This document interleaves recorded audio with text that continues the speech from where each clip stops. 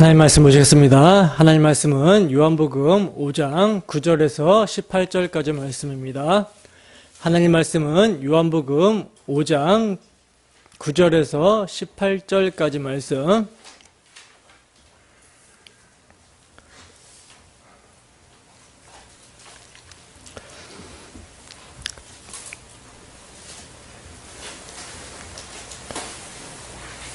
다 찾으셨으면 우리 함께 한 목소리로 합독하도록 하겠습니다. 시작. 그 사람이 곧 나아서 자리를 들고 걸어가니라. 이날은 안식일이니 유대인들이 병 나은 사람에게 이르되 안식일인데 내가 자리를 들고 가는 것이 옳지 아니하니라. 대답하되 나를 낫게 한 그가 자리를 들고 걸어가라 하더라 하니 그들이 묻되 너더러 자리를 들고 걸어가라 한 사람이 누구냐 하되 고침을 받은 사람은 그가 누구인지 알지 못하니 이는 거기 사람이 많으므로 예수께서 이미 피하셨음이라.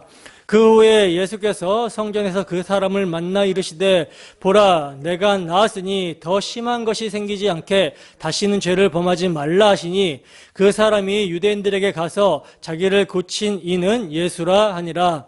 그러므로 안식일에 이러한 일을 행하신다 하여 유대인들이 예수를 박해하게 된지라. 예수께서 그들에게 이르시되 내 아버지께서 이제까지 일하시니 나도 일한다 하시매 유대인들이 이로 말미암아 더욱 예수를 죽이고자 하니 이는 안식일을 범할 뿐만 아니라 하나님을 자기의 친아버지라 하여 자기를 하나님과 동등으로 삼으심이로라. 아멘. 잠깐 기도하도록 하겠습니다. 사랑의 하나님 아버지, 이 시간은 주의 성도들이 주의 말씀을 듣는 시간입니다. 듣는 마음을 주께서 허락하여 주시고 듣는 길을 허락하여 주셔서 주의 말씀이 들리고 주의 말씀을 통해서 우리를 구속하신 예수 그리스도가 밝게 보여줄 수 있도록 인도하여 주시옵소서. 하나님, 이를 위하여 부족한 사람이 강단에 섰습니다. 저의 자치는 십자가 뒤로 감춰주시고 온전히 저의 마음과 저의 생각을 주관하여 주시사 제 사사로운 생각이 아니라 하나님의 말씀을 해석하여 우리 주 예수 그리스도의 복음을 증거하게 하시고 복음이 전해질 때 이 복음의 능력으로 말미암아 살아 운동력 있게 역사하는 주의 말씀을 통해서 우리의 혼과 영과 간절미 골수까지 찔러 쪼개고 나무 있게 하시고 우리의 모든 부패함이 드러나서 정말 발가벗겨진 상태에서 예수 그리스도의 의를 의지하고 힘입고 일어설 수 있는 성령의 충만한 시간이 될 수 있도록 주께서 역사하여 주시옵소서. 그리하여 낙심된 영혼은 위로를 받게 하시고 죽은 영혼은 소생되게 하시고 우리의 심령 가운데 주의 말씀을 통한 부흥이 일어나게 하셔서 주를 더욱 사랑하고 주의 은혜를 더욱 사모하며 주 예수를 위해 살아갈 수 있는 우리의 모습들이 될 수 있도록 주께서 은혜 위에 은혜를 허락하여 주시옵소서. 감사드립니다. 거룩하신 예수님 이름으로 기도드립니다. 아멘. 참 안식을 이루시기 위해 일하시는 예수. 참 안식을 이루시기 위해 일하시는 예수라는 제목으로 하나님 말씀 증거하도록 하겠습니다. 지난 시간에 우리는 예수님께서 행하신 세 번째 표적을 자세히 살펴봤었어요. 예수님께서 은혜의 집, 자비의 집이라고 불리는 베데스다 연못 곁 행각에서 38년 된 병자를 고치셨는데 이 사건이 무엇을 가리키는 표적이며 어떤 의미가 있는지를 우리는 함께 자세히 살펴봤었죠. 기억이 나십니까? 오늘 본문 말씀과 연결선상이 있기 때문에 지난 시간의 내용을 상기시켜 드리기 위해서 잠깐 요약해서 말씀을 드리면요. 예수님께서 행하신 세 번째 표적, 38년 된 병자를 고치신 사건은 은혜가 무엇인지를 가리키고 있는 표적이었어요. 그 은혜가 무엇인지를 설명하고 있는 사건이었다는 거죠. 그래서 이 사건의 배경, 즉 처음 설정부터 뭐가 등장하고 있었습니까? 은혜의 집, 자비의 집이라고 불리는 베데스다 연못이 등장을 하고 있었고요. 그리고 그 베데스다 연못 곁에 희생제물인 양이 들어오는 양문이 있었다라고 하면서 양문을 등장시키고 있었어요. 그러니까 사건의 배경부터 뭘 암시하고 있는 것입니까? 은혜의 집, 자비의 집에 들어가기 위해서는 제물로 드려질 양의 희생을 통해 들어갈 수 있다라는 것을 암시하고 있었던 것이죠. 그런데 또 거기에 5개의 행각이 있었다고 하면서 그 안에는 누가 들어있었다라고 합니까? 많은 병자들이 있었다라고 하죠. 많은 병자들을 등장을 시키고 있어요. 그리고 그 많은 병자들의 대표적인 병명을 3가지로 말씀을 하고 있는데 맹인, 다리 저는 자, 혈기 마른 자 이렇게 3가지로 말씀합니다. 그리고 거기에 모인 수많은 병자들이 베데스다 연못에 천사가 가끔 내려와서 물을 이렇게 동하게 하는데 움직이게 하는데 그때 이제 먼저 뛰어 들어가게 되면 어떤 병에 걸렸다든지 낫는다라는 그 전설을 믿고 누워 있었다라고 하는 거예요. 병자들이. 이건 여러분 성경이 뭘 보여주고 있는 거라고 말씀을 드렸었죠? 뭘 보여주고 있는 거라고 말씀을 드렸죠? 행각에 있는 수많은 병자들은 하나님의 은혜를 떠난 죄인들의 모습이다라는 것을 보여주고 있다고 말씀을 드렸었죠. 그리고 그들이 스스로 죄로 말미암는 사망의 증상을 해결해 보고자, 그러니까 스스로 병을 낫게 보고자, 거기에서 정말 자유해 보고자, 자기 수치와 부끄러움을 스스로 해결해 보고자 자기들이 만들어 놓은 방책인 베데스다, 자기들의 해결책인 베데스다, 그러니까 육신의 정욕과 안목의 정욕과 이생의 자랑, 세상의 영광을 해결책으로 이렇게 딱 상정해 놓고 남들보다 그 고지로 빨리 뛰어가면, 먼저 가게 되면, 먼저 올라가게 되면 행복할 수 있을 거야. 이 슬픔과 고통과 괴로움이 많은 세상에서 안정과 평안과 행복을 누릴 수 있을 거야 라고 하면서 기회를 엿보며 경쟁하면서 뛰려고 하지만 그게 죄인들에게는 불가능하다라는 것을 보여주고 있었다는 거예요. 그래서 그들의 병명이 뭘로 나와요? 맹인이고 다리 저는 자고 혈기 마른 자다라고 말씀하고 있었던 것입니다. 스스로는 경쟁을 해서 뛰어갈 수가 없다라는 거예요. 무능력한 자들이라는 것입니다. 이게 세상의 실존이라는 거죠. 그런데도 이들이 자기들의 실존을 알아요, 몰라요? 자기들의 실존을 모르고 자기들에게 가능성이 있다고 생각하는 거예요. 자기들에게 가능성이 있다고 생각하고 엉뚱한 베데스다를 설정해놓고 목표로 해놓고 경쟁하면 내 달리려고 하고 있다는 거죠. 자기 행위를 의지하여 자기 스스로를 자신이 살려보겠다라고 하고 있는 것입니다. 심지어 자비의 집, 은혜의 집이 가리키고 있는 희생의 문, 양의 문이 상징하고 가리키고 있는 그리스도께서 정말 가장 불가능한 38년 된 병자에게 찾아오셨음에도 불구하고 그 병자가 어떤 반응을 보이고 있습니까? 그를 찾아오신 예수님을 알아봅니까? 못 알아봅니까? 못 알아봐요. 예수님이 누구신지를 모르고 그가 어떤 일을 행하시는지를 모르고 그에게 한다는 말이 뭐예요? 자기 좀 저기 베데스다에 넣어달라고 요청하고 있다는 거죠. 자기가 생각하는 구원, 자기가 생각하는 비전, 자기가 생각하는 행복, 자기가 생각하는 영광, 거기에 이룰 수 있도록 조금 도와달라고. 누구 한 사람 나를 도와주는 사람이 없어서 내가 먼저 거기 못 뛰어들어가고 다른 사람들이 거기 먼저 뛰어들어가고 있으니 나 좀 도와달라고 그렇게 하고 있더라는 것입니다. 그러니까 여러분, 예수님의 3번째 표적, 38년 된 병자를 고치시는 사건은요, 허물과 죄로 죽어있는 인간은 그를 다시 살려내지 않으면 이건 불가능하다라는 것을 보여주고 있었던 거예요. 여러분, 수영을 할 수 없는 사람이 물에 빠졌어요. 막 물에 빠져서 허우적대고 있습니다. 근데 그런 사람에게 수영을 하는 법을 가르쳐 준다고 그 사람이 스스로 헤엄을 쳐가지고 살 수 있겠습니까? 아니죠. 어떻게 해야 돼요? 뛰어 들어가서 건져내야 되는 거예요. 마찬가지로 죄인들은요, 방법을 가르쳐 준다고 스스로의 죄의 문제를 해결할 수 있는 것이 아니라는 거죠. 그러므로 여러분, 이러한 죄인인 병자에게 예수님은요, 자신이 누구신지를 말씀하시고, 야, 내가 이런 존재야. 그러니까 믿어라. 그럼 내가 고쳐줄게. 하신 것이 아니라 아무 조건 없이 말씀으로만 그를 일으키신 것입니다. 일어나 내 자리를 들고 걸어가라고 하신 거예요. 그러니까 38년 된 병자는 자기를 고쳐준 사람이 누군지도 모르고 고침을 받은 거라는 거죠. 성경은요, 이것을 뭐라 그래요? 은혜라고 그래요. 근거가 자기에게 없어요. 자기는 믿음이 뭔지도 모르고 예수가 누군지도 모르고 그분이 뭔 일을 하시는지도 모르는데 그분의 말씀으로 고침을 받았다라는 거죠. 이게 참된 은혜의 모습인 것입니다.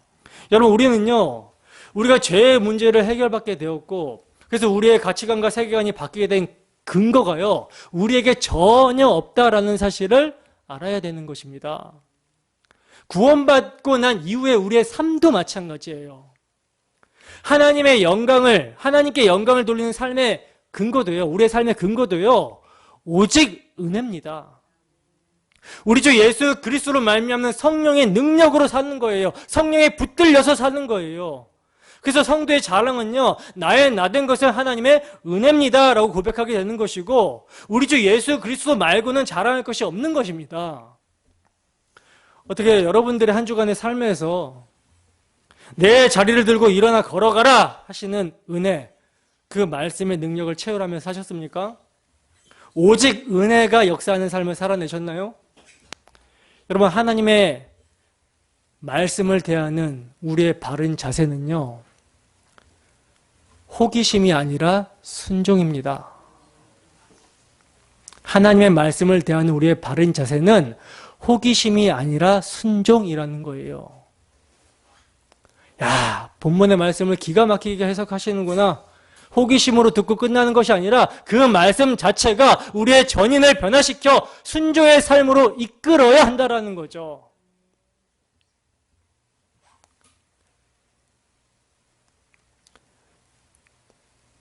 여러분, 강단에서 설교하는 목사의 설교가 하나님의 말씀을 제대로 해석을 해서 설교를 하게 되면요, 그것은 목사의 말이 아니라 하나님의 말씀입니다.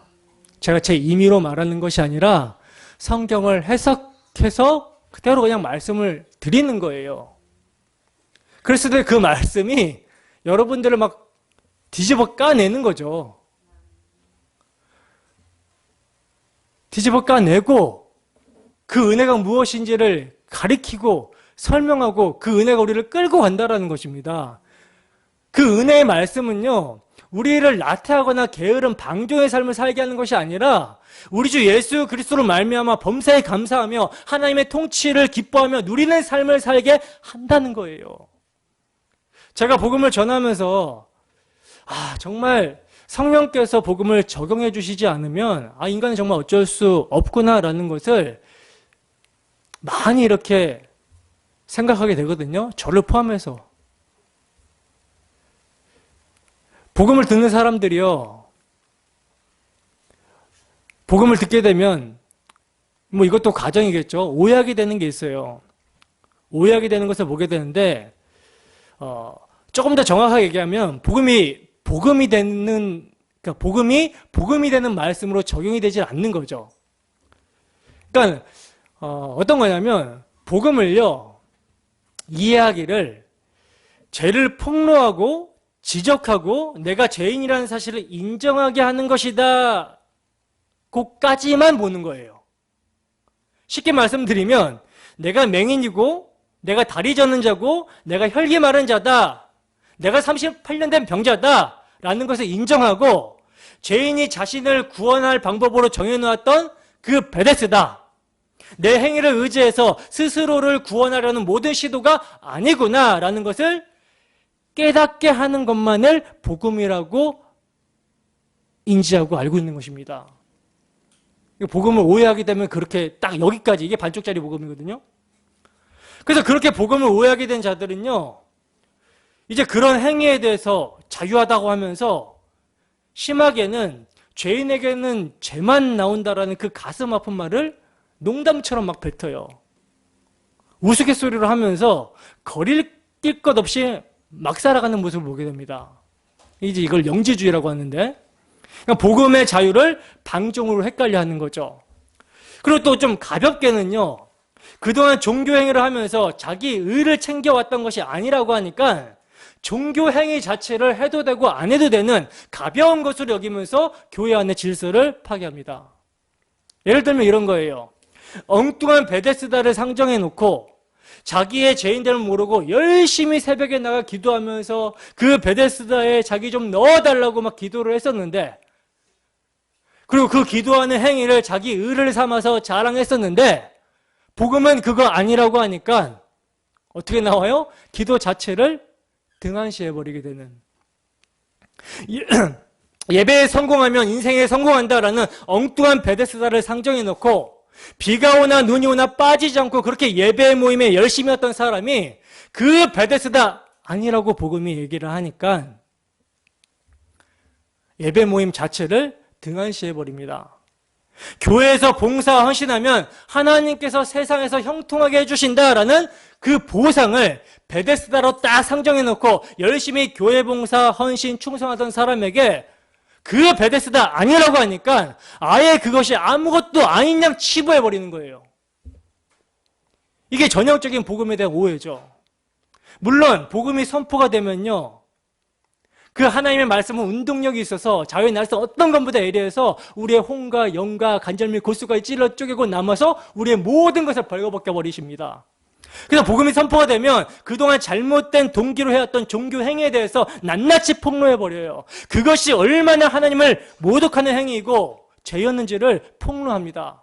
그러나 그것으로 끝납니까? 그것으로 끝일까요? 아니죠.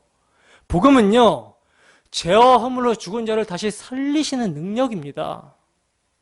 38년 동안 누워있는 자를 말씀의 능력으로 일으켜 세워버린다는 거예요. 날 때부터 송영이고 눈먼 자를 눈을 떠버리게 하신다는 것입니다. 날 때부터 앉은뱅이 된 자를, 다리 저는 자를 일으켜 세우신다는 거예요. 혈기 말라 누워있던 자를 일으켜 세우신다는 것입니다. 그래서 그렇게 일어나게 되면 이제 자기를 일으키신 진짜 베데스다, 예수를 바라보며 달려가게 한다는 것이죠. 우리 주 예수 그리스도로 말미암아 그 진노하심에 벗어나 이제 하나님과 더욱더 화목하게 하는 삶을 살아가게 된다는 거예요. 그래서 이제는 내가 없고 오직 예수님만 내 안에 살기를 갈망하면서 자신의 정체성을 드러내는 바른 기도의 생활을 하게 되고, 예전에는 내가 주체가 돼서 내가 원하는 베데스다를 얻기 위해서 기도 생활을 했다면 이제는 그 내가 부인되고 나를 죽기까지 사랑하신 그 예수님을 위해서, 예수님이 뜻대로 살기 위해서 기도하는 기도 생활이 시작이 되는 것이고, 하나님을 온전히 예배하기 위한 예배의 모임, 이것을 이제 사모하게 되는 것이고, 그전에는 내 자랑과 내 인기와 내 평판을 챙기기 위해서 또는 하나님의 거래를 목적으로 봉사하고 헌신했다면 이제는 주 성령으로 봉사하고 주 예수로 자랑하게 되는 그런 모습이 나타나게 되는 것이 복음의 능력입니다.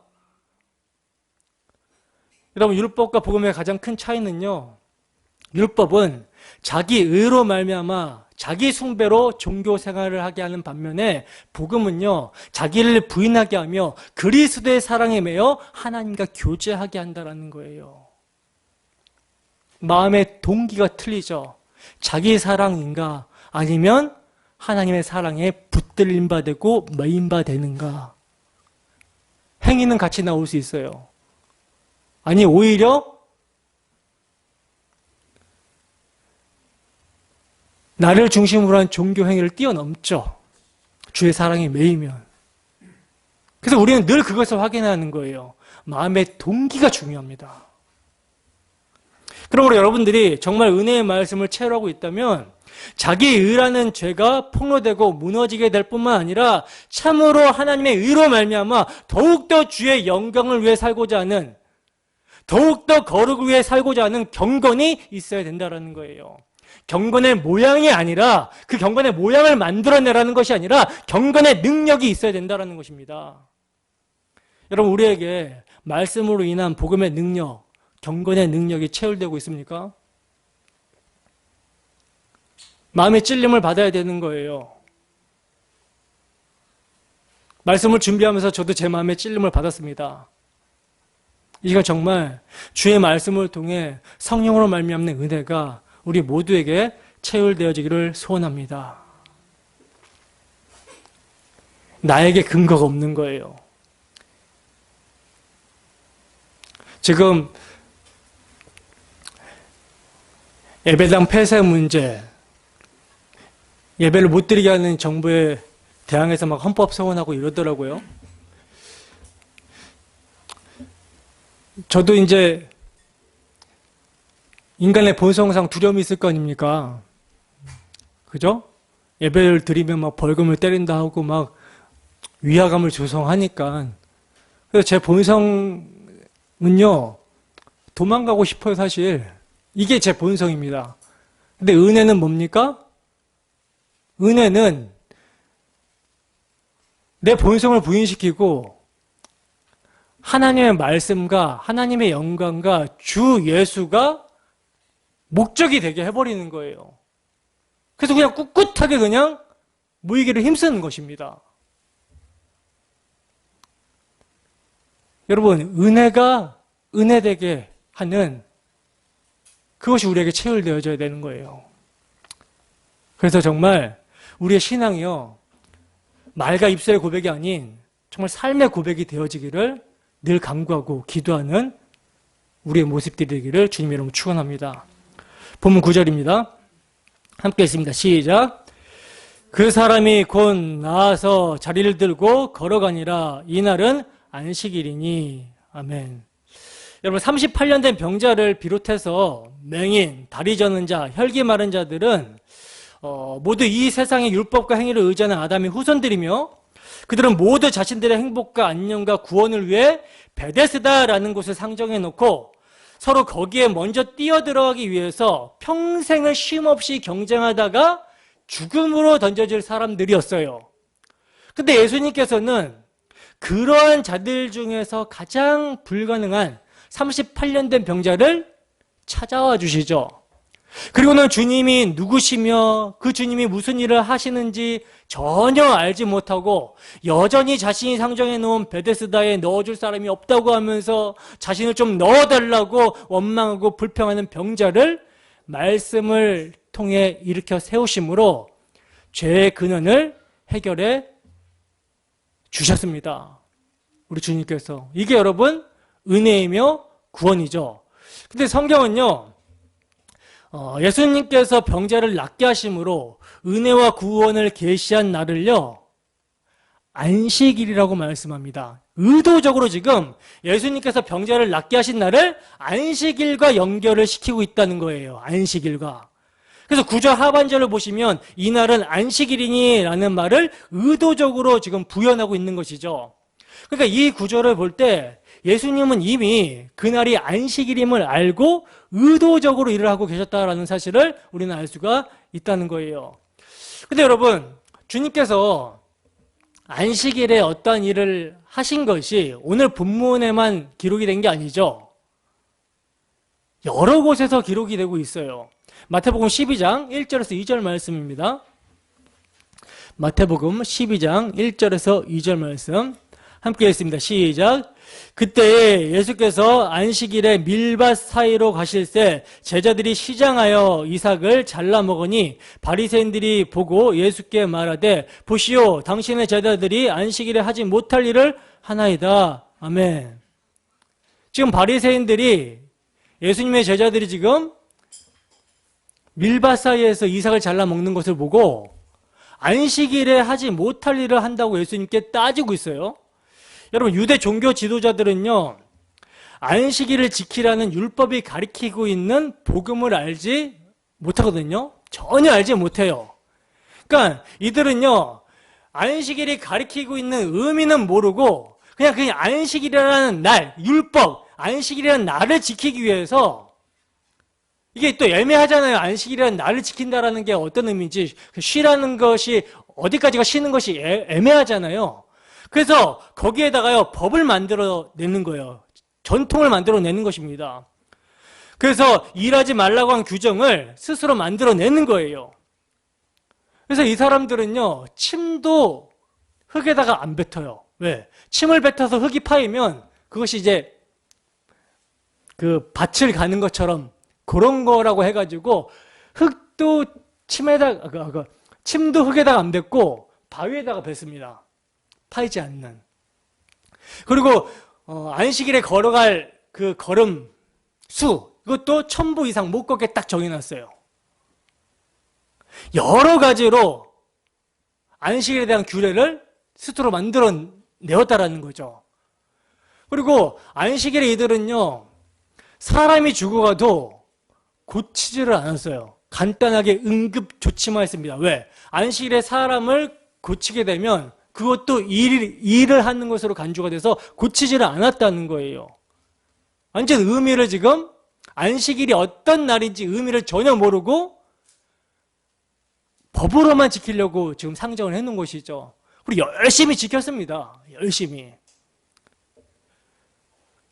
근데 예수님께서는 가는 곳마다 안식일에 뭐래요? 병자를 고치시고 또 막 안식일에 하지 못할 일들을 제자들이 하니까 바리새인들이 미운 거죠, 예수님이. 자기들의 전통을 막 파괴하니까. 마태복음 12장 10절에서 14절 말씀입니다. 함께 했습니다. 시작. 한쪽 속 마른 사람이 있는지라 사람들이 예수를 고발하려 하여 물어 이르되 안식일에 병 고치는 것이 옳으니까 예수께서 이르시되 너희 중에 어떤 사람이 양 한 마리가 있어 안식일에 구덩이에 빠졌으면 끌어내지 않겠느냐? 사람이 양보다 얼마나 더 귀하냐? 그러므로 안식일에 선을 행하는 것이 옳으니라 하시고 이에 그 사람에게 이르시되 손을 내밀라 하시니 그가 내밀매 다른 손과 같이 회복되어 성하더라. 바리새인들이 나가서 어떻게 하여 예수를 죽일까 의논하거늘. 아멘. 이 사람들이 안식일의 정신을 얼마나 지금 왜곡하고 있는지 아시겠죠? 안식일에요, 양이나 소가 이렇게 구덩이에 빠지게 되면 그걸 건지는 것은 일이 아니에요. 근데 사람이 죽어가게 생겼는데 고치는 것은 일이라고 한다는 거죠. 근데 예수님께서 이런 비유를 들면서 병자를 고치시니까 이 사람들이 미워가지고 예수님을 어떻게 하면 죽여버릴까? 이런 의논을 지금 하고 있는 것입니다. 그런데 여러분, 예수님께서는요, 이 사람들의 의도를 다 아세요. 안식일에 일부러 지금 병자들을 고치시고 일을 하십니다. 그리고 이 사람들이, 종교 지도자들이 예수님을 죽여버리겠다라는 그런 마음의 의도를 가지고 있는 것을 아시면서도 불구하고 아랑곳하지 아니하시고 계속 안식일에 일을 하십니다. 누가복음 13장 11절에서 16절입니다. 누가복음 13장 11절에서 16절 함께 했습니다. 시작. 18해 동안이나 귀신 들려 앓으며 꼬부라져서 조금도 펴지 못하는 한 여자가 있더라. 예수께서 보시고 불러 이르시되 여자여 내가 내 병에서 놓였다 하시고 안수하시니 여자가 곧 펴고 하나님께 영광을 돌리는지라. 회당장이 예수께서 안식일에 병 고치시는 것을 분내어 우리에게 이르되 이럴 날이 엿새가 있으니 그동안에 와서 고침을 받을 것이요 안식일에는 하지 말 것이니라 하거늘. 주께서 대답하여 이르시되 외식하는 자들아 너희가 각각 안식일에 자기의 소나 나귀를 외양간에 풀어내어 이끌고 가서 물을 먹이지 아니하느냐? 그러면 18해 동안 사탄에게 매임받은 이 아브라함의 딸을 안식일에 이 매임에서 푸는 것이 합당하지 아니하냐? 아멘. 자, 보시다시피 여러분, 예수님은요 고의적으로, 아주 고의적으로 지금 회당장이 하는 말도 뭐예요? 엿새 동안은 자기 일을 할 수 있으니까 안식일날 말고 평일날 고쳐라 라고 하는 거죠. 근데 예수님은 아랑곳하지 않아요. 고의적으로 안식일에 어떤 일들을 하심으로 자신을 지금 죽음으로 몰고 가고 계시는 것입니다. 근데 여러분, 이런 예수 그리스도의 행적은요, 종교 지도자들, 유대인들이 지키고 있는 안식일이라는 율법에 대한 잘못된 개념을 폭로하시는 거예요. 폭로하시고 참된 안식을 이루시기 위해 오신 당신 자신을 스스로 계시하고 있는 거예요.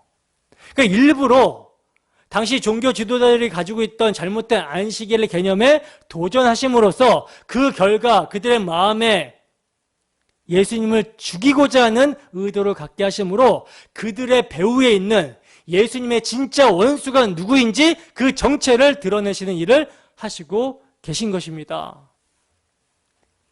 자, 그럼 이제 안식의 개념이 무엇이며 왜 예수님은 자신을 죽음으로 내몰면서까지 안식일에 일을 하시는지를 살펴보겠습니다. 성경에서 처음 안식일이 나오는 대목이 어디죠? 창세기죠. 창세기 2장 봅니다. 창세기 2장 2절 3절 말씀 함께 했습니다. 시작. 하나님이 그가 하시던 일을 일곱째 날에 마치시니 그가 하시던 모든 일을 그치고 일곱째 날에 안식하시니라. 하나님이 그 일곱째 날을 복되게 하사 거룩하게 하셨으니 이는 하나님이 그 창조하시며 만드시던 모든 일을 마치시고 그날에 안식하셨음이니라. 아멘. 자, 보시면 성경에서 가장 처음으로 안식의 날이 등장을 하고 있는 장면인데 하나님께서 그가 하시던 일, 즉 천지창조를 일곱째 날에 마치시고 이 날을 복되게 하시고 거룩하게 하사 안식의 날로 삼으시고 있어요. 근데 여러분 사람은 언제 창조가 되죠? 사람은 몇째 날에 창조가 됩니까? 여섯째 날에 창조가 되죠. 그러니까 하나님께서는요 사람을 여섯 번째 날에 창조하시자마자 일곱째 날에 안식하셨다는 거예요. 그러니까 사람은 창조가 되자마자 안식에 들어가게 되었다는 거죠. 이것은요 여러분 사람은 하나님의 전적인 은혜로만 살 수 있다는 점과 하나님의 품 안에서만 안식을 누릴 수 있다는 것을 지금 말씀하고 있는 거거든요. 그래서 인간은 창조되자마자 하나님 품에 안식을 누렸던 거예요. 근데 여러분 안식 사바트라는 말이 뭐라고 그랬죠? 제가 종종 말씀을 드리잖아요. 뭐라고 말씀을 드립니까?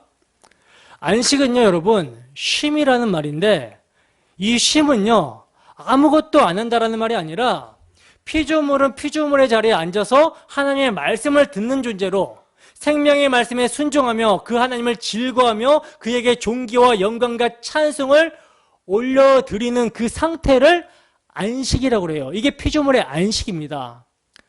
그리고 하나님은요 하나님의 자리에 앉으셔서 생명과 복을 주시며 피조물로부터 찬양과 영광을 받는 상태, 이것을 안식이라고 그래요. 이게 안식이며 이게 참된 쉼이라는 것입니다. 그런데 그렇게 하나님 절대 의존적 존재로서 하나님의 말씀에 순종하는 것으로 하나님만을 바라보고 안식과 생명을 누려야 되는 인간이 그 은혜를 어떻게 해요? 벗어나 버리게 되죠. 인간이요 창조에 뭔가 도움이 되는 일을 한 게 하나도 없어요. 그가 만들어진 것도 은혜로 창조가 된 것이고 안식에 들어가게 된 것도 은혜로 들어가게 된 것입니다. 근데 이 은혜를 인간이 벗어나 버렸죠. 선악을 알게 하는 나무의 실과는 먹지 말라. 먹으면 반드시 죽으리라. 이렇게 말씀하신 하나님의 말씀을 듣는 존재로서 생명을 선택한 것이 아니라 야 이거 먹으면 있잖아 너도 하나님처럼 될 수 있어 라는 뱀의 유혹에 넘어가서 하나님으로부터 독립을 선택해 버렸다는 거예요. 자신도 하나님처럼 되어 선악을 판단하고 하나님과 방불한 존재가 되리라 하고 선악과를 따먹어 버린 것입니다. 그래서 하나님의 말씀에 순종함으로 하나님께서 허락하신 모든 좋은 것들을 받아 누리며 그를 영원토록 기뻐해야 되는 인간이, 그러므로 마땅히 존귀와 찬양과 영광을 올려드려야 되는 인간이 자기가 어떤 존재인지를 망각한 채 스스로 교만해져서 하나님처럼 되어버린 거예요. 이게 죄죠. 그리고 이 죄로 말미암아 안식이 깨져버렸고 하나님 절대 의존적 존재로서 그분의 말씀에 순종할 때 부어졌던 영생과 생명은 끊어지게 되어버린 것입니다. 그러므로 범죄한 인간은요 하나님을 반역하고 그분을 떠나 독립함으로 이제 하나님의 생명력이 끊어진 유한한 존재가 되어버렸고 일시적인 자기 생명을 이제 자신이 책임져야 되는 상태가 되어버렸어요. 그런 상태로 전락해버렸다는 거죠. 그래서 이제 인간은요 자기의 내재적인 자원으로 자신의 안녕과 행복을 확보해야 됐으며 자신의 존재의 의미를 스스로 세워가야 되는 처지가 되어버린 것입니다. 그러니까 인간은 이렇게 이제 창조주 하나님과 분리가 됨으로 해서 더 이상 무한함으로부터 공급을 받는 삶이 아니라 자기 자신의 내적인 자원으로 한시적인 생명으로 자신의 행복을 채워야 되는 사람들이 되어버린 거라는 거예요. 근데 여러분, 문제는 이 인간의 내재적인 자원의 특징은 한계가 있다는 거예요. 한계. 그래서 한시적인 생명이죠. 인간의 내재적 자원은 하나님의 무한하심과 비교하여 한계가 있다는 것입니다. 그러니까 하나님의 무한하심으로부터 공급이 차단된 인간은요, 마치 뿌리가 뽑힌 나무와 같아서 잠시 동안은 하나님의 피조물로서 그렇게 살아갈 수 있을지 모르지만 그것은 이미 죽어버린 삶이라는 거예요.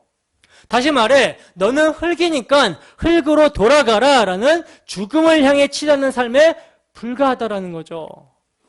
그러므로 그 한계라는 특성은요, 곧바로 인간에게 있어서 뭘로 나타나냐면 결핍으로 나타납니다. 결핍. 무한에서 유한으로 갇혀버린 인간에게 무수한 결핍이 생기게 되었다는 거예요. 이제 타락한 인간은요, 사랑이 결핍이 되어서 하나님의 무한한 사랑을 받았는데 그 사랑이 끊겨버리니까 사랑의 결핍으로 인해 갈등과 다툼과 전쟁을 치르게 됩니다. 그리고 하나님으로부터 지혜를 받았었는데 그 지혜가 끊기게 되니까 그 결핍으로 인해서 내일에 대한 두려움으로 살아가게 됩니다. 그리고 제한된 시간의 갇힘으로 이제 시간의 흐름에 따라 변화의 노예가 되어서 늙고 병들고 썩어져 죽어가는 존재가 되어버렸다는 거예요. 이것이 바로 더 이상 창조주 하나님의 무한한 부유하심을 의지하지 않고 스스로 지닌 자원만으로 살겠다라고 한 인간의 실존인 것입니다. 그리고 그러한 결핍에서 초래되는 것이 뭡니까? 슬픔 많은 세상이라고 하잖아요. 슬픔과 고요의 세상이라고 하죠. 슬픔과 고통과 고난이에요. 육신의 병고와 심리적 아픔과 사회적 갈등과 가난 등과 같은 모든 고난은 궁극적으로 인간의 죄로 말미암는 결핍에서 나오는 거라는 거죠. 그러니까 고난은 인간이 스스로 한계 속에 갇힘으로 그들에게 찾아온 죽음의 증상들인 것입니다. 대지로부터 뿌리가 뽑혀진 나무가 당장은 살아있는 것 같지만 서서히 잎이 시들어가고 줄기가 마르고 인해 썩어버리듯이 하나님이라는 대지로부터 뿌리가 뽑혀버린 인간의 삶은요, 시들고 마르고 썩어버리는 고난이 생겨나게 된 거라는 거예요.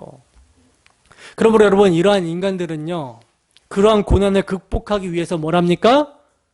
쉼 없이, 안식 없이 일을 하는 거예요. 그래서 아담의 노동을 저주라고 하는 것입니다. 인간은 끊임없이 일을 해서 자신의 생명을 확대하고 싶어 하는 거예요. 이제 자기가 스스로 하나님처럼 되어버렸기 때문에 인간은 스스로 자신의 생명을 확대해야 하는 거예요. 자신의 삶을 확대하고 안녕을 확보하는 길은 이제 자신의 힘으로 일을 하는 방법밖에 없기 때문에 끊임없이 쉬지 못하고 일을 하는 것입니다. 절대 쉬지를 못해요. 에레미야서 2장 13절 볼까요? 이러한 타락한 죄인의 상태를 이스라엘 백성들의 모습을 통해서 에레미야 선지자는 고발하고 있는데, 에레미야서 2장 13절입니다. 함께 읽습니다. 시작. 내 백성이 두 가지 악을 행하였나니 곧 그들이 생수의 근원되는 나를 버린 것과 스스로 웅덩이를 판 것인데 그것은 그 물을 가두지 못할 터진 웅덩이들이니라. 아멘. 성경은요, 참된 쉼이 없는 죄인들의 모습을 생수의 근원이신 하나님을 버리고 스스로 웅덩이를 파고 있는데 그 물은 가두지 못하는 터진 웅덩이라고 고발합니다.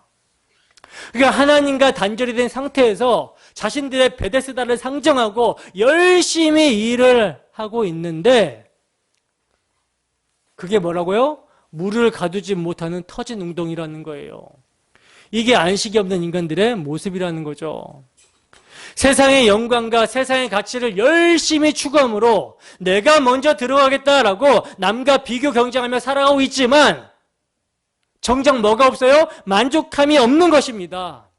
남과 나의 다름의 차이에서 오는 비교적 상대적 의의를 목적으로 끊임없이 쉼없이 자기를 위하여 일을 하며 살아가지만 끝이 보이지를 않는 거예요. 이 사람 제끼면 저 사람이 있고 저 사람 제끼면 또 이 사람이 나타나고 마치 목마른 자가 바닷물을 마시듯 아무리 추구하여도 그 안에 참된 만족이 있을 수가 없다라는 거죠. 바로 여러분 이러한 상태를 성경은 뭐라고 하냐면 죄와 사망에 종된 상태다라고 합니다. 죄와 사망에 종된 상태.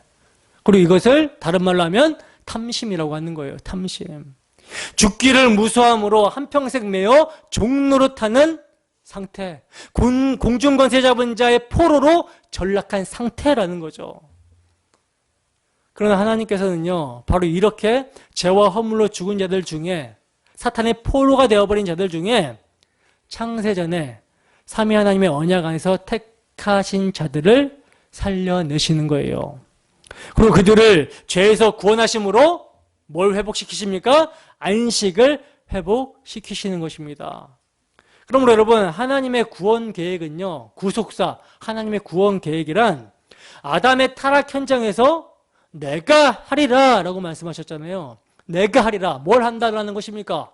여자의 후손을 보내셔서 뱀의 머리를 밟음으로 사탄의 포로가 된 자를 자유케 하시고 안식을 회복시켜 주신다라는 거예요. 그 내가 하리라. 아담의 현장에서 안식을 회복시키실 자로 여자의 후손을 보내시겠다라고 약속하시고 아담, 셋, 에녹, 노아, 셈 그리고 이제 아브라함을 택하셔서 그 자손으로 여자의 후손을 보내셔서 뱀의 머리를 상하게 하심으로 포로된 자에게 자유를 주시고 잃었던 안식을 회복시켜 주시는 거, 이것이 하나님의 구속사라는 거예요.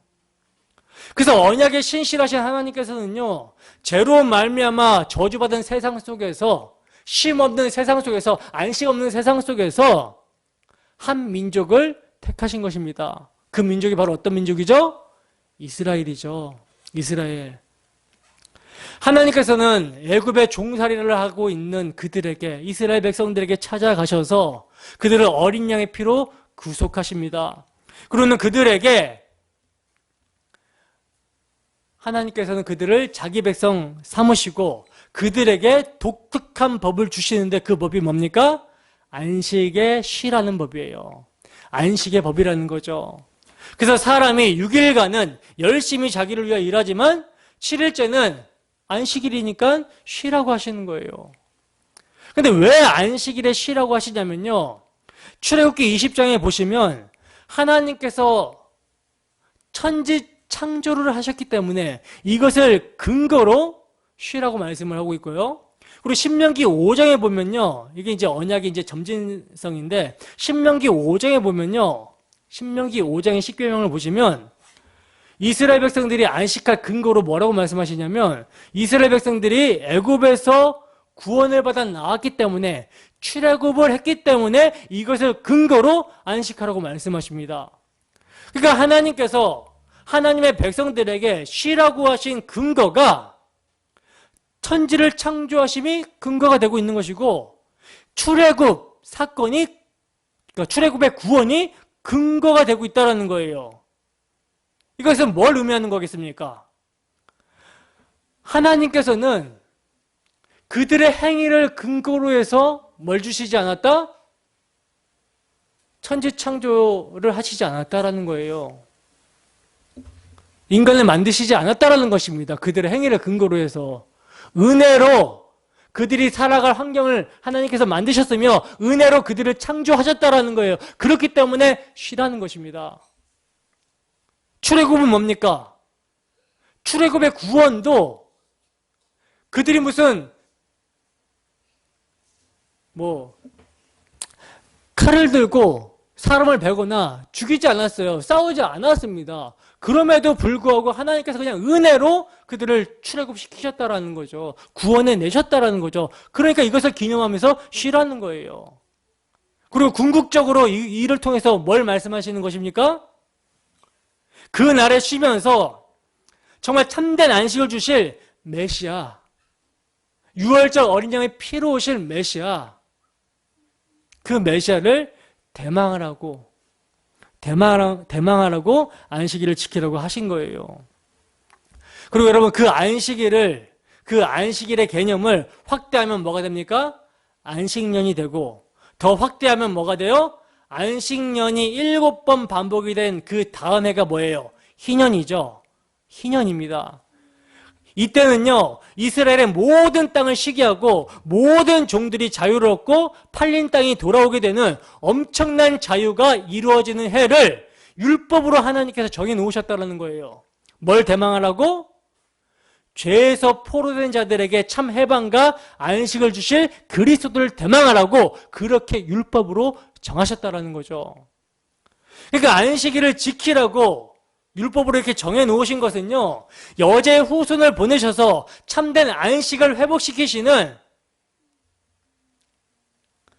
예수가 올 것을 기념하라고, 하나님의 백성들의 구원을 그 내용으로 하고 있었던 거라는 거죠. 이렇게 안식일에는요, 하나님께서 반드시 완성하시고자 하시는 새하늘과 새 땅에 관한 하나님의 언약이 들어 있었던 것입니다. 그래서 안식일에 일을 한다거나 안식일을 지키지 않으면 그게 은혜가 상징하는 예수 그리스도를 배척한 것으로 간주가 되는 것이고, 그리스도 밖에 있는 것으로, 언약 밖에 있는 것으로 간주가 되기 때문에 가차없이 돌로 쳐 죽이라고 하나님께서 말씀하신 거였다는 거예요. 그 날이 대단해서가 아니라 하나님의 언약 밖에 있는 자들은 모두 자신을 예배하고 스스로가 왕이 되어서 사는 자들이기 때문에 그들은 멸망으로 영원히 던져지게 될 것이다 라는 상징이 그 속에 담겨 있었던 거라는 거죠. 이렇게 여러분, 안식일은요, 예수 그리스도를 상징하고 있었던 거예요. 그리고 그로 말미암아 완성이 될 진짜 참 안식, 영생의 표징이었던 것입니다. 뭐가? 안식일이. 골로새서 2장 16절에서 17절 말씀입니다. 골로새서 2장 16절에서 17절 말씀 함께 읽습니다. 시작. 그러므로 먹고 마시는 것과 절기나 초하루나 안식일을 이유로 누구든지 너희를 비판하지 못하게 하라. 이것들은 장래일의 그림자이나 몸은 그리스도의 것이니라. 아멘.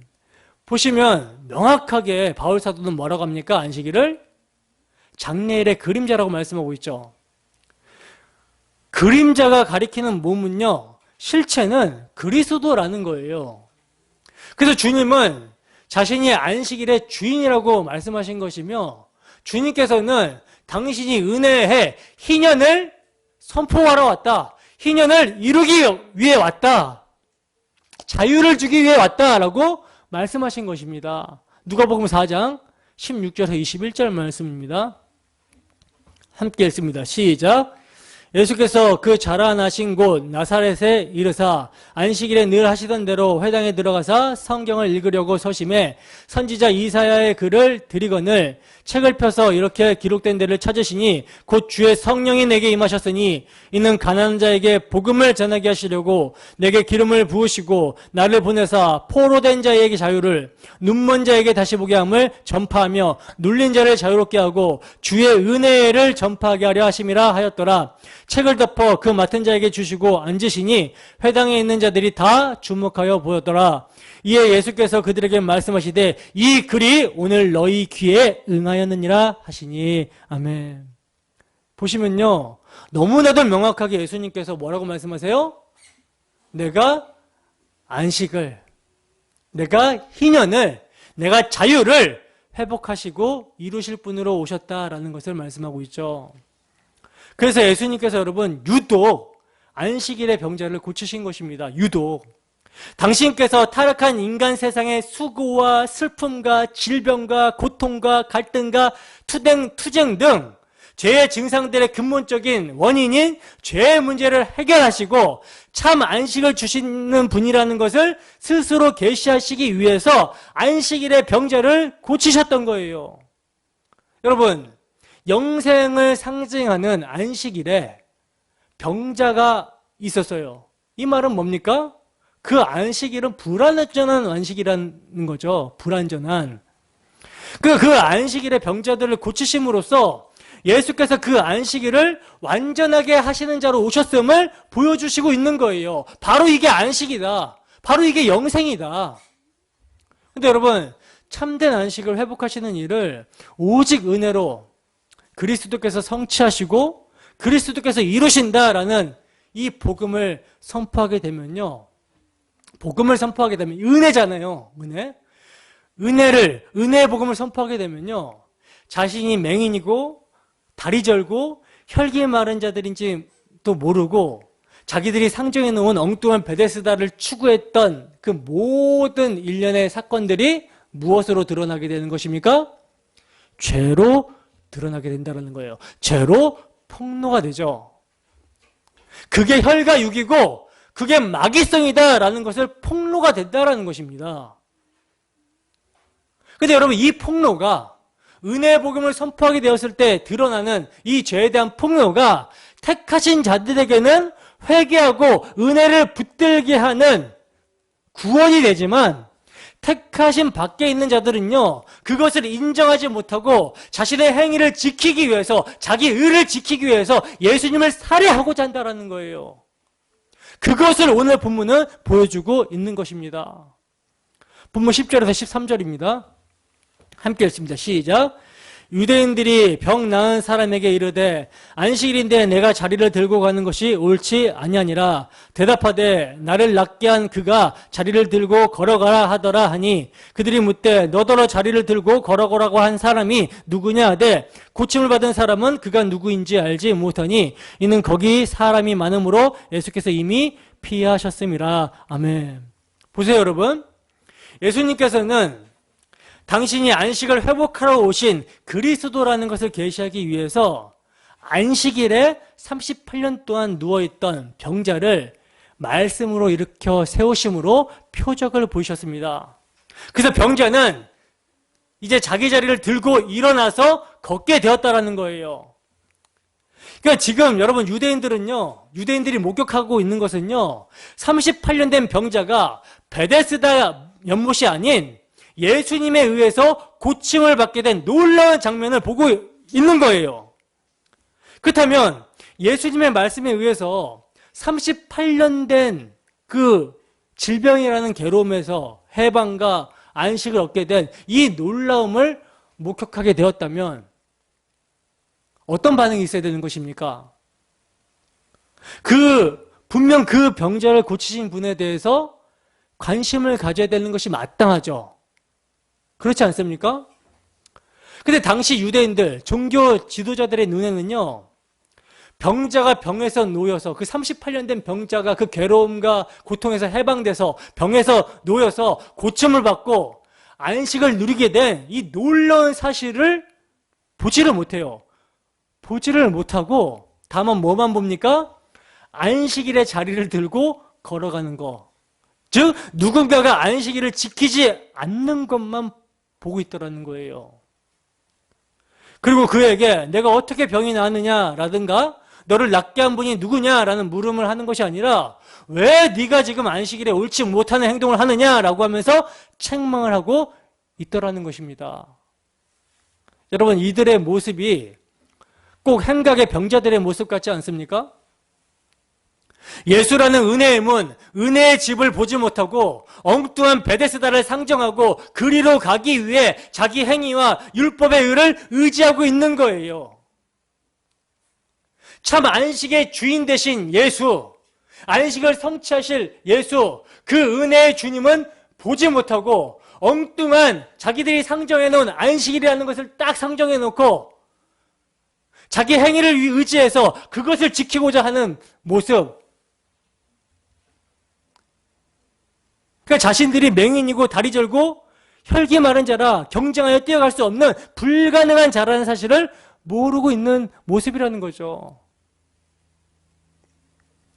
그래서 그들은요, 예수님의 말씀에 의해서 38년 된 병자가 병에서 해방되는 은혜는 보지 못하고 겨우 자리를 들고 걸어가는 병자의 행동을 보면서 그것을 가지고 책망하고 있는 것입니다. 이게 여러분, 의문에 속한 법이에요. 행위로 올가매려고 하는 것이죠. 그러나 은혜는 뭡니까? 은혜는요, 일어나 내 자리를 들고 걸어가랍니다. 그래서 정죄하는 자들 향해서 고침을 받은 자가 뭐라고 그래요? 나를 낫게 한 그가 자리를 들고 걸어가라고 했다라고 대답을 하고 있는 거예요. 그러자 이제야 종교 지도자들이 너를 낫게 한 자가 누구냐라고 묻고 있죠. 근데 이 사람이 아직 자기를 누가 고쳤는지를 알지 못하고 있어요. 지금 여러분, 누가복음은요, 계속적으로 예수님이 누구신가를 증거하기를 원하고 있는 거거든요. 그러니까 우리는 그분이 누구신지를 분명히 알아야 되고 그분을 만나야 되는 것입니다. 본문 14절입니다. 함께 읽습니다. 시작. 그 후에 예수께서 성전에서 그 사람을 만나 이르시되 보라 내가 나았으니 더 심한 것이 생기지 않게 다시는 죄를 범하지 말라 하시니 아멘. 자 보시면 그 후에 예수님이 성전에서 그 사람을 만나셨다라고 말씀을 하고 있어요. 그러니까 예수님께서 이번에도 그 사람을 찾아오신 것이죠. 그리고 말씀하시기를 뭐라고 말씀하십니까? 내가 나았으니 더 심한 것이 생기지 않게 다시는 죄를 범하지 말라. 여러분 여기서 예수님이 말씀하신 더 심한 것이란 무엇을 말하는 걸까요? 더 심한 거. 38년 동안 질병의 고통에 시달린 그 비참한 상태보다 더 심한 상태가 과연 뭐겠습니까? 38년보다 더 긴 세월 동안 고통을 당해야 된다는 말일까요? 아니면 38년간 앓았던 질병보다 더 심한 질병이 생기게 되는 것을 말하는 것일까요? 예수님께서 더 심한 것이 생기지 않게 조심하라고 한 그 의도가 뭘까요? 여러분 예수님이 말씀하신 더 심한 것이란요 육신의 질병을 의미하는 것이 아닙니다. 예수님은요 더 심한 것이 생기지 않게 다시는 죄를 범하지 말라고 하고 있다는 거예요. 심한 것이 생기는 것을 죄를 범하는 것으로 연결해서 말씀을 하고 계신다는 거죠. 그렇다면 여러분 죄가 무엇이겠습니까? 38년 된 병자의 입장에서 죄는요 예수님에 대한 죄는요 예수님의 은혜로 나음을 입었으면서도 여전히 자신의 힘을 의지하여 엉뚱한 베데스다 연못 그걸 상정해 놓고 그것을 구원과 행복과 안식으로 상정해 놓고 뛰려고 하는 것을 말하는 거예요. 이게 죄입니다, 여러분. 오늘날로 말하면 예수를 믿고 구원을 받았다라고 하면서도 여전히 육신의 정욕과 안목의 정욕과 이생의 자랑, 세상의 영광과 가치를 따라가는 거 이것이 이제 더 심한 죄를 범하는 거죠. 다시 말해서 예수님의 은혜로 나음을 입었으면 은혜를 감사하고 은혜를 높이고 사는 것이 마땅합니다. 다시는 베데스다 못에 들어가야 산다라는 자기 나름대로의 삶의 방책을 가지고 살아가는 것이 아니라 즉 자기 행함을 의지하고 사는 것이 아니라 예수님의 은혜가 나를 살렸다라는 믿음으로 살아야 된다는 거예요. 근데 만약 은혜로 나음을 입었으면서도 여전히 베데스다 연못을 기대하고 산다면 그것이 곧 죄라는 것입니다. 그렇다면 여러분 이러한 죄로 인해서 처해지게 되는 38년 된 질병의 고통보다 더 심한 것은 무엇이겠습니까? 38년 동안 질병으로 고통받는 비참한 상태보다 더 비참한 상태가 무엇이겠습니까? 이것은요 죄로 인한 멸망의 상태를 말하는 거죠. 영원한 멸망의 고통에 처하게 된 것이 이것이 38년이 아니라 태어나서 죽는 그 순간까지 그 기간이 70년이든 80년이든 상관없이 평생을 질병으로 고통을 당했다 하더라도 그보다 더 비참한 상태는 없는 거예요.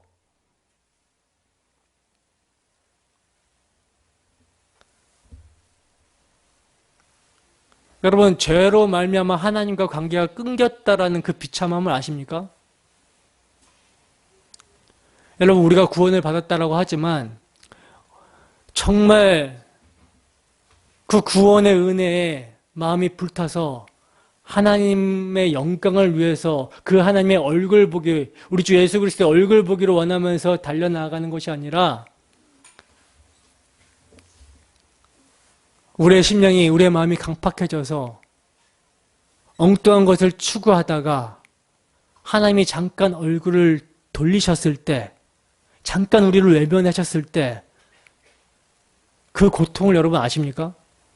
그 영적 상태의 고통을 아십니까? 더 심한 거예요, 이게. 이게 영원히 지속된다라고 생각하면 구원받은 자는 이게 너무나 끔찍한 것입니다. 그래서 돌이켜 회개하는 거예요. 여러분 우리를 멸망이라는 비참함에서 건지시는 능력은 오직 예수님의 은혜에 있는 것입니다. 이제 그 은혜를 의지하여 살라고 예수님께서는 말씀하고 계시는 거예요. 본문 15절에서 16절입니다. 함께 했습니다. 시작. 그 사람이 유대인들에게 가서 자기를 고친 이는 예수라 하니라. 그러므로 안식일에 이러한 일을 행하신다 하여 유대인들이 예수를 박해하게 된지라. 아멘. 여러분, 병에서 놓이게 된 고침을 받은 사람이 이제 예수님이 누구신지를 알게 되고 누구를 찾아갑니까? 안식일에 자기를 들고 걸어감으로 율법을 어겼다고 정죄하는 종교 지도자들을 스스로 찾아갑니다.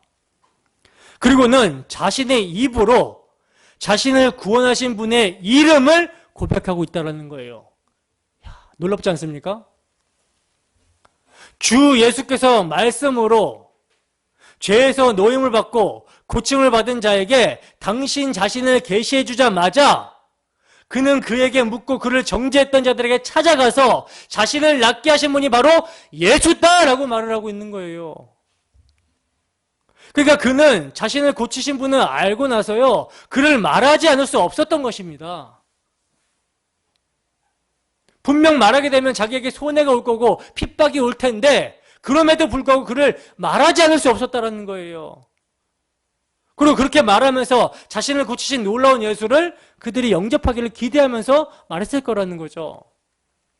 그러나 종교 지도자들의 반응은 어떠한 반응을 보입니까? 안식일에 이러한 일을 행하신다 하여 유대인들이 예수를 박해하게 되었다라고 말씀을 하고 있죠.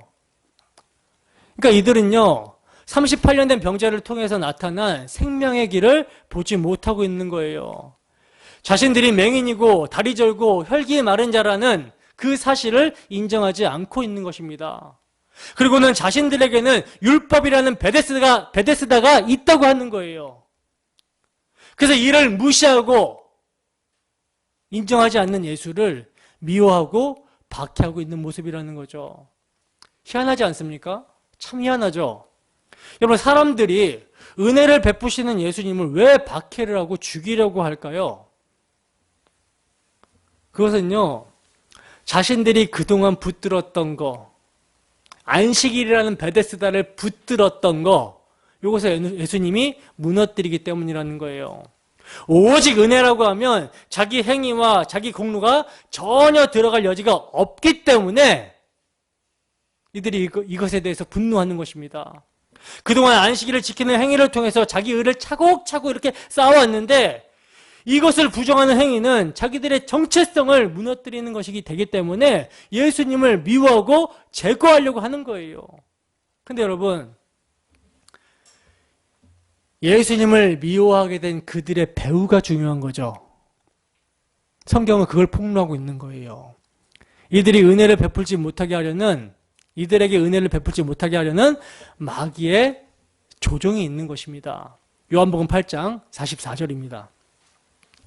요한복음 8장 44절 함께 읽습니다. 시작. 너희는 너희 아비 마귀에게서 났으니 너희 아비의 욕심대로 너희도 행하고자 하느니라. 그는 처음부터 살인한 자요 진리가 그 속에 없으므로 진리에 서지 못하고 거짓을 말할 때마다 제 것으로 말하나니 이는 그가 거짓말쟁이요 거짓의 아비가 되었습니다. 아멘. 보시면 여러분, 예수님을 믿지 않는 자들을 향해서 예수님께서는 마귀의 자식들이라고 말씀합니다. 그렇기 때문에 이들이, 종교 지도자들이 예수님을 배척하고 있는 것은요, 결국 누구의 조종을 받고 있는 거예요? 사탄의 조종을 받고 있는 거예요. 교회를 박해하고 교회를 미워하는 자들은요, 여러분, 우리의 싸움은, 우리의 씨름은 혈과 육이 아니라고 했잖아요. 하늘의 악한 영들을 상대하는 것입니다.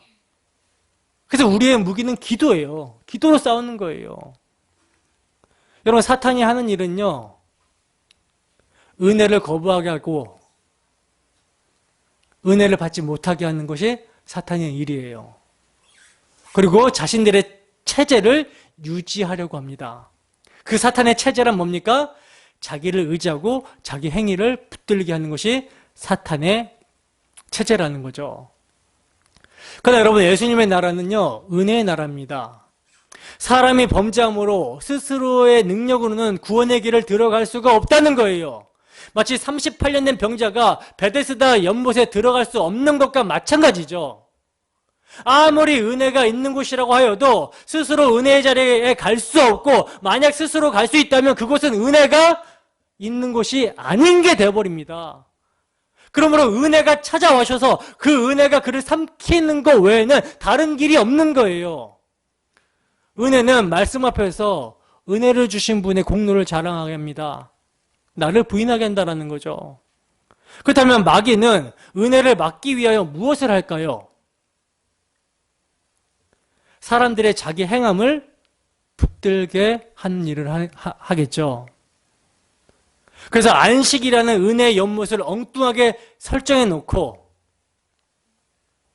사람이 노력하면 들어갈 수 있다라고 하는 거예요.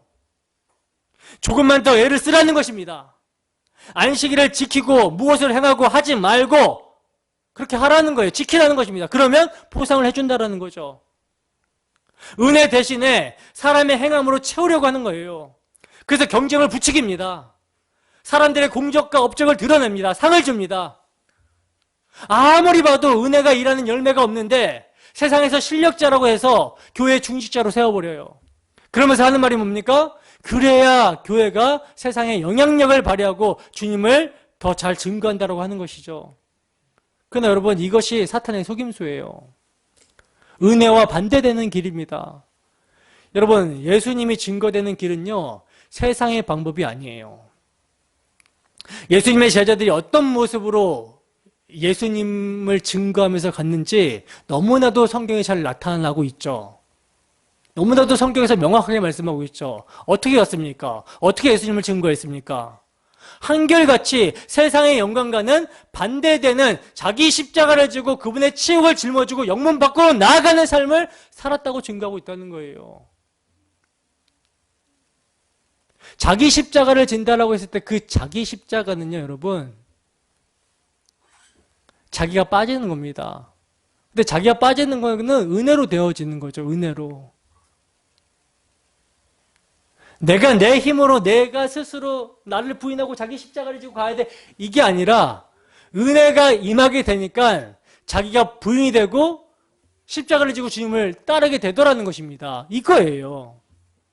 근데 이 길을 버려두고 세상에서 통하는 방식으로 나가려고 하니까 교회가 뭐가 있어야 된다? 돈이 있어야 된다. 힘이 있어야 된다라고 하면서, 그리고 또 돈과 힘이란 사람 숫자에서 나온다고 하면서 어떻게 하든지 사람을 좋게 하여 사람을 채우고자 한다라는 것이죠.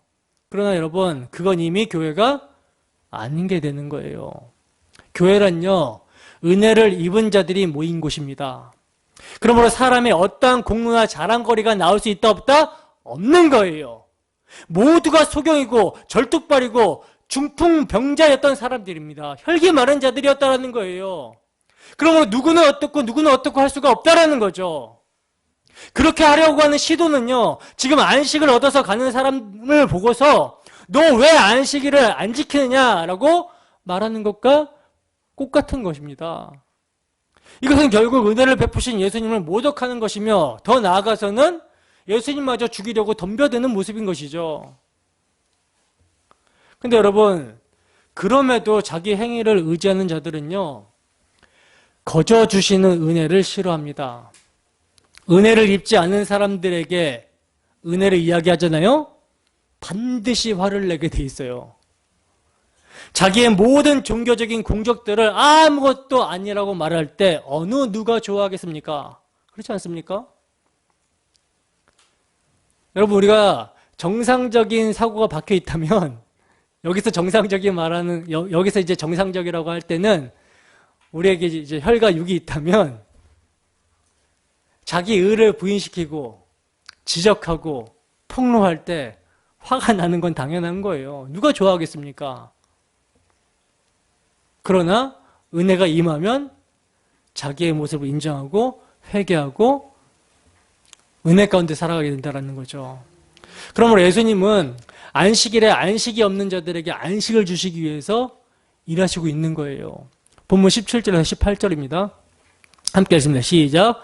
예수께서 그들에게 이르시되 내 아버지께서 이제까지 일하시니 나도 일한다 하시매 유대인들이 이로 말미암아 더욱 예수를 죽이고자 하니 이는 안식일을 범할 뿐만 아니라 하나님을 자기의 친아버지라 하여 자기를 하나님과 동등으로 삼으심이로라. 아멘. 자, 보시면 안식일에 은혜 일을 하시는 예수님을 보고 박해하는 종교 지도자들을 향해서요, 예수님께서 뭐라 말씀하십니까? 내 아버지께서 이제까지 일하시니 나도 일하신다 라고 말씀을 하고 있어요. 이렇게 말씀을 하고 있는데, 여러분, 하나님이 모든 우주 만물 천지를 창조하시고 나서 그냥 쉬신 것이 아니죠. 하나님께서는요, 천지 만물을 창조하시고 그냥 쉬신 것이 아니라 우주 만물을 운행하시고 섭리하고 계셨어요. 다스리고 통치하셨습니다.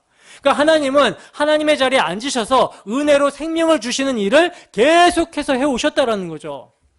그런데 인간의 범죄로 말미암아 하나님께서는 아담의 타락 현장에서 내가 하리니 하고 창세전에 택하신 자들을 역사 속에서 이제 다시 살려내시는 재창조의 일을 하고 계신 것입니다. 그리고 만물을 새롭게 하시는 거예요. 38년 된 병자 같은 무기력하고 불가능한 당신의 백성들을 이 역사 속에서 구원하고 계셨다라는 거죠. 이게 구속사잖아요. 그리고 이제 마지막 하나님의 백성들이 하나님께 돌아오게 될 때 그 하나님의 일은 끝나게 되는 것이고 가시적 역사 속에서 참된 안식이 완성이 되게 되는 것입니다. 하나님은요, 지금까지 바로 그 일을 하고 계신 거예요. 그리고 우리 주님은, 예수님은 그 아버지의 일을 이 땅에서 수행하기 위해 오신 거라는 거죠. 그래서 주님은 하나님의 일이 무엇이냐라고 묻는 제자들의 질문에 하나님이 보내신 자 예수를 믿는 것이 하나님의 일이다, 아버지의 일이다 라고 말씀하신 것입니다. 요한복음 6장 28절에서 29절 말씀입니다. 함께 읽습니다. 시작. 그들이 묻되 우리가 어떻게 하여야 하나님의 일을 하오리까? 예수께서 대답하여 이르시되 하나님께서 보내신 일을 믿는 것이 하나님의 일이니라 하시니. 아멘. 그러니까 하나님은요, 지금 참 안식의 완성을 위해 당신의 백성들이 예수 그리스도를 믿게 하시는 일을 하고 계신 거라는 거예요. 그리고 그 일을 위해 주님께서는 이 땅에 내려오셔서 십자가에 들리심으로 택하신 자들의 모든 죄의 문제를 해결하시고 안식을 주신 것입니다. 그리고 그 십자가로 역사 속에서 택하신 자들을 불러 모으시는 일을 오늘도 하고 계신 거라는 거예요. 여러분, 이렇게 택하신 자들을 복음의 말씀으로 부르시고 또 살리시고 믿음을 주시는 모든 일이 나에게 근거가 있지 않기 때문에 은혜라고 하는 거예요. 그리고 이 은혜로 부르시고 예수 믿게 하시는, 즉 안식을 주시는 일을 우리 주님은 오늘도 여전히 하고 계신 것입니다. 그러면 여러분, 예수님이 안식일에 일하시는 것은요, 안식일을 지켜도 안식이 없는 사람들에게 안식을 주시기 위해서 하나님의 일하심을 따라 자신도 일하신다라는 거예요. 이것이 물론 유대인들이 예수님을 죽이는 구실이 됩니다마는, 그러나 예수님은 자신이 죽으실 줄을 아시고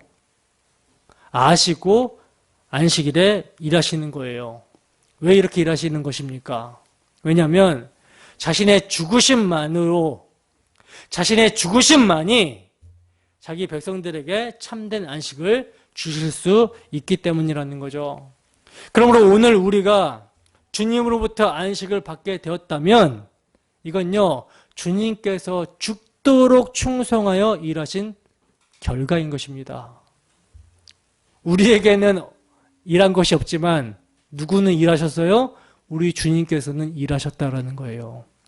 누가복음 22장 31절에서 32절 말씀입니다. 함께 읽습니다. 시작.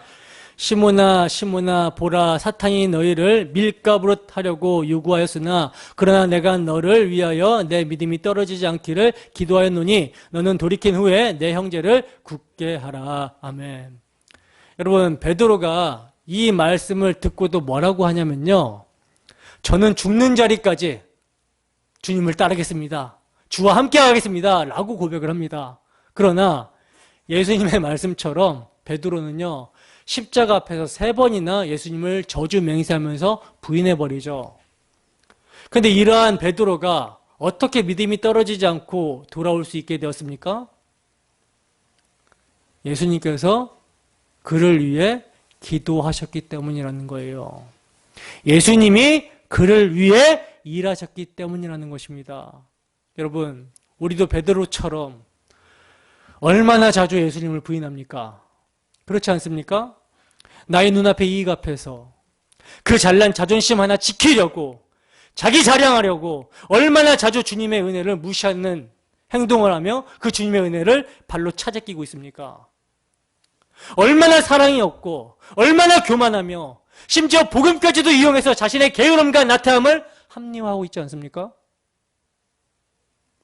이런 우리가 오늘도 말씀을 통해 주님의 십자가 앞에서 회개하고 돌이키는 은혜가 있다면, 그래서 이 은혜를 오늘도 자랑하게 되었다면 당신께서 십자가로 다 이루신 일을 오늘도 우리 안에 이루시기 위해 일하시는 예수님의 일하심 때문이라는 거예요.